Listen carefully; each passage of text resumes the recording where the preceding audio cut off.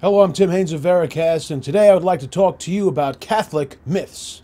Specifically, what I'm talking about are the myths of Catholic history. You have heard them all. They have probably kept you from the church. They have probably fueled your anti-Catholic rhetoric, depending on who you are. They've probably made you kind of ashamed to be Catholic. But there's a reason why they're called myths. Let's start with the first one. Catholicism hates science. Now, where does that usually come from? It comes from people's misunderstanding of the Church's relationship with Galileo and Copernicus. So first, let me lay down some truth on you. The Church does not hate science. In fact, science is a Catholic phenomenon. By that, I mean way back in the 6th and 7th centuries, the Church took science from being a trade to being an actual discipline. We were teaching it in our Catholic schools and that whole thing. It was the Catholic thinking, understanding, teaching to bring the whole of the human intellect to bear on creation as a way of understanding the Creator, understanding the divine, understanding God by understanding His creation. That's really what science is. Of course, there will be people who will say that science has nothing to do with God, and by that logic, apple pies have nothing to do with bakers. But the truth is, the discipline of understanding nature came from the Church. That's where it came from. Now, back in the 7th century, science was basically astronomy. That's basically what we taught in Catholic schools. It came from the old Greek disciplines. And our history with science has been very, very, very long. The Church funded Copernicus. The Church funded Galileo. The father of the Big Bang Theory was a Catholic priest. The father of genetics, Catholic priest. Blood chemistry, Catholic priest. The Church and the study of science have always gone hand in hand. Also, you'll hear a lot of talk about the Dark Ages, but the truth is there's so much evidence that the Dark Ages weren't really all that dark that nobody even calls them the Dark Ages anymore. They're generally referred to as early medieval times. Early universities developed by the Church came out of the Dark Ages. The Carolingian Renaissance, which preceded the Renaissance everyone has come to know and love, the Carolingian Renaissance came out of the Dark Ages. You should Google that. The foundations for scientific study came out of the Dark Ages. Resurrecting the sevenfold disciplines of the old Greek education model and bringing that to modern-day Catholic schools, that practice came out of the Dark Ages. Art and architecture, Dark Ages. So the Dark Ages weren't really that dark. You know where the term Dark Ages comes from? It doesn't come from the 1950s. It comes from the Renaissance. The Renaissance considered the period that preceded it to be the Dark Ages, because in the Renaissance everyone was all about light and personal discovery and this and that and blah blah blah and all sorts of nonsense. So compared to the Renaissance, the Dark Ages were considered dark, although realistically speaking, especially from a historical context in 2013, the Dark Ages weren't dark at all. Now, the modern myth is that the Catholic Church suppressed learning and science and art through the Dark Ages, and everyone was punished for reading books and all of this nonsense. Most people who bring up the Dark Ages don't actually know why they're called the Dark Ages. They just assume that the Catholic Church was suppressing knowledge and learning and all that stuff. But you don't have to take my word for it. Do the research yourself. History proves that not only is none of that true, but the Catholic Church had a huge role in lending to art and science and culture and architecture. So do the research yourself. That myth officially debunked. You may also have heard that the Catholic Church excommunicated Galileo, or burned him alive, or shot him with arrows, or fed him to lions, or skinned him alive, or clubbed him to death, or shot him into the sea, or needless to say, there are a lot of myths surrounding the Catholic Church's relationship with Galileo. And once again, there's a reason why they're called myths. They're called myths because they find no root in facts. In fact, most anti-Catholic myths often begin with a truth and then proceed and degrade to something that is not factual at all. So let me tell you about the Catholic Church's relationship with Galileo. Galileo and the Catholic Church were kissing cousins and loved one another up until and including the time of Galileo's death. He was a practicing Catholic until his death. He even had a Catholic burial. Galileo was funded by the Church to exhibit the heliocentric theories of Copernicus. So what that means was they wanted some substantial proof that showed the Earth really did revolve around the sun. We already knew about the theory. We funded Copernicus. It was his theory. We already knew that it was likely because we had that education from the old Greek libraries, which the Church had mastery of. But Galileo said that he could prove it, so the Church funded his research so that he could prove it. But then the two went a little bit off course because the Church was looking for absolute proof, and Galileo proceeded in teaching his theory and the theories of Copernicus, teaching them as the truth, teaching these theories as if they were true. Now, we know today that those theories were true, but put yourself in the mentality of the 1700s. There was no space exploration, there was no human flight, none of that. So we had no evidence to really prove the theory. Theories are only theories until they're proven. Now, picture this. It's the 17th century, and someone is teaching a theory to be a truth. In 2013, that's not a big deal. You've got TV, you've got radio, you've got the internet, you've got movies, etc. There are a lot of ways to correct people's misunderstandings. It's not easy to correct a cultural misunderstanding when it's been floating around Europe for 50 years, and there's no way to rein it in and to correct people on a large scale. So knowledge was treated very, very carefully, and no one was permitted to teach theory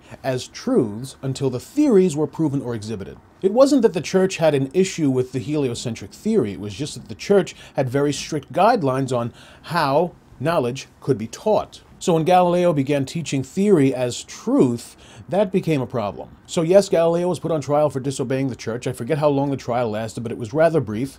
During his trial, he was on house arrest in a villa, paid for by the Catholic Church, with servants, paid for by the Catholic Church, and a chef cooking food, paid for by the Catholic Church. Ultimately, Galileo was not excommunicated. He certainly was not burned alive. He certainly was not tortured, unless you think being put up in a villa in Italy with servants and a chef is torture. After his trial and his rather brief house arrest, he went on to be a practicing Catholic, and he continued his work, and I think up to a point the church continued to fund it. So, yeah, the Galileo hated the church myth, the church killed Galileo, whatever, it's mythical. You'll also hear people talk a good game about the Crusades and the Spanish Inquisition. Catholics, listen to what I'm telling you. 9 times out of 10, anyone who gets in your face and says Crusades or Spanish Inquisition, they don't know what they're talking about. So don't be scared, don't be nervous, don't be frightened, just get educated on those issues. I'll go over them with you very briefly right now. First, let's start with the Spanish Inquisition. Let's talk about what the Spanish Inquisition was not. The Spanish Inquisition was not instigated by the Catholic Church. The Spanish Inquisition was not an effort to force people to convert to Catholicism. The Spanish Inquisition ultimately had nothing to do with religion at all. Shocker!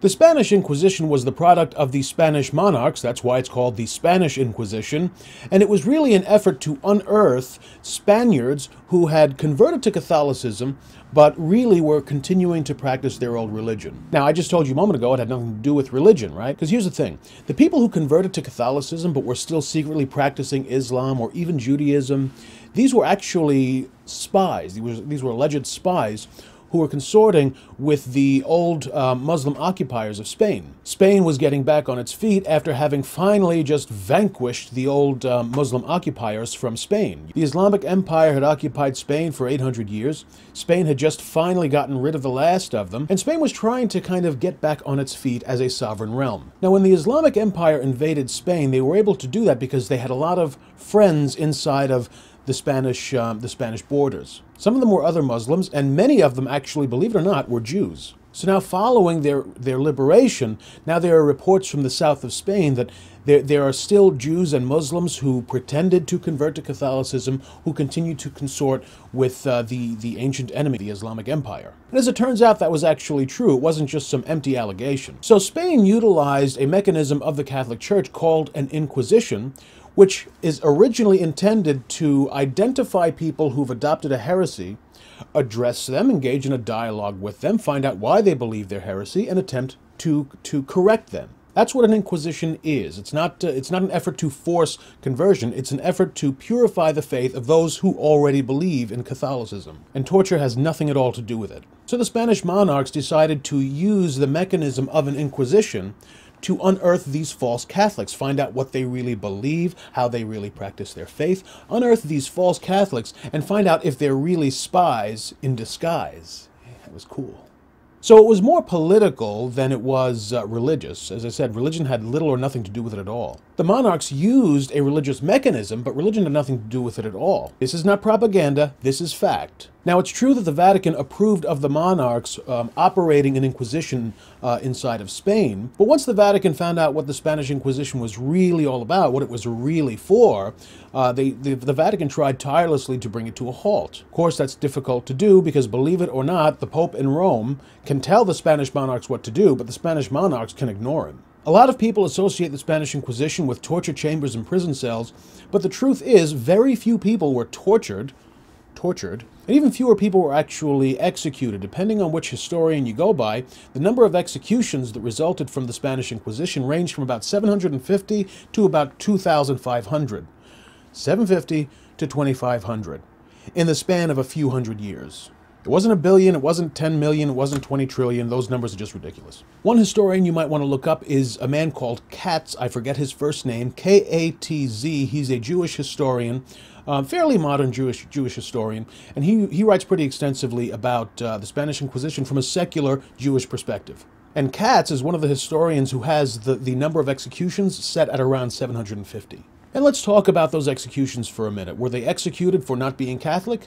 No, they were executed for high crimes against the realm. In modern American terms, they were executed for treason. Again, had nothing at all to do with religion. Let's talk about the torture chambers. What were the torture chambers like? The Inquisition prison system was actually so lenient that real hardened criminals were telling lies about their affiliations with the church and with the Muslim occupiers, etc. They were telling lies so that they could get transferred to the more lenient, more easygoing Inquisition prisons. Now, a lot of people think of medieval torture chambers, Spaniards stretched out on racks and people being tortured with red-hot pokers whenever they think of the Spanish Inquisition.